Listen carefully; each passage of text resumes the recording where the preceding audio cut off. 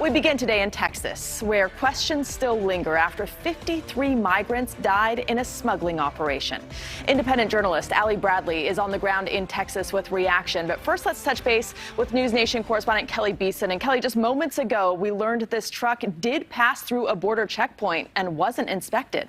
Yeah, that's right, Ruta Bay, and no further details were provided. However, this afternoon at a press conference, Governor Greg Abbott announced the Texas Department of Public Safety is creating 2 strike teams to address the border crisis, and will be adding additional truck checkpoints beginning immediately to prevent future tragedies. The governor calling this the deadliest migrant smuggling incident on U.S. soil, placing the blame squarely on the Biden administration.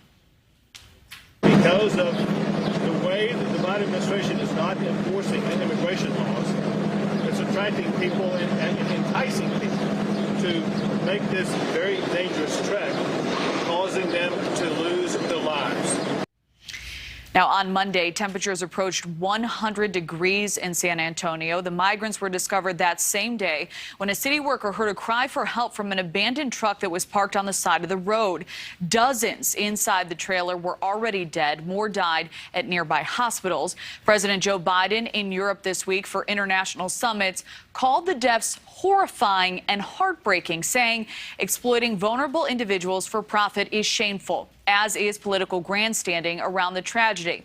And my administration will continue to do everything possible to stop human smugglers and traffickers from taking advantage of people who are seeking to enter the United States between ports of entry.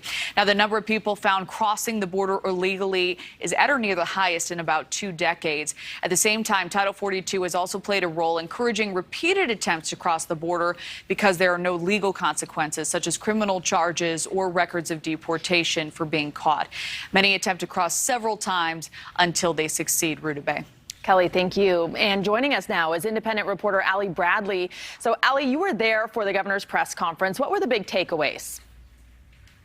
A lot of the takeaways obviously were surrounding securing our border. And within just an hour of the governor leaving, we have about 200 people show up here crossing over from Eagle Pass onto this private property here.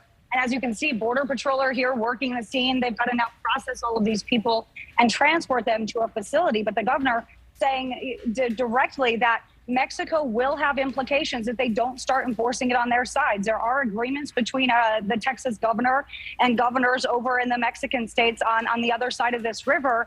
And he's saying that if these things are not executed on their side as well, and they're not doing their part to secure the border, there will be ramifications. Now, we already saw him shut down checkpoints to make sure that they were checking through all of those commercial vehicles, and that had massive implications on the financial side for Mexico as well. So they said we are going to secure our side of the border, but as you can see behind me, that is really not happening right now. And Ali, you work on the border, you cover it. Sadly, this is not a unique circumstance. This type of tragedy happens pretty often. What makes this one different in your view? There's nothing that makes it any different at all. These are people that are putting themselves in the hands of these transnational criminal organizations. We've been talking about it for months. It's just on a much grander scale. So I suppose that's what really makes it stand out, is that we're looking at 53 individuals who lost their lives because they were trying to find a better one, because they trusted somebody, a coyote, a cartel, the smugglers, to bring them into our interior of our nation. And again, I mean, we learned that this truck went through a checkpoint and wasn't inspected. And we talked about that the other day, that they just don't have the manpower to be able to secure this border as policy even says that they should be doing. They don't have the resources to do that. And we saw some video you shot earlier of a big law enforcement presence there at the border today. What did you make of that? You know, it's honestly a show of force, and that's all it is, because every time the governor comes or anytime a lawmaker comes, we see that show of force where we're seeing DPS troopers lining the river. That's not what we see normally down here. I've been down here since last August, and this is the only time we see these things is when we have a presence, when there's a photo opportunity, if you will. So, you know, right now they're not only there to protect the governor while he's there, but It's also to secure the border while he's there. And I will say this, that is not what we normally see. We also don't see a lot of National Guard with their Humvees outlining the river either. So as soon as the governor left, all of those troopers, the convoy left as well. And as you said, see behind me, that opened up the gates for folks to cross the Rio Grande and into the U.S. All right, Ali, thank you for that reporting. Thank you for watching. Go to newsnationnow.com to find NewsNation on your television provider. And don't forget to click the red subscribe button below to get more of NewsNation's fact-driven, unbiased coverage.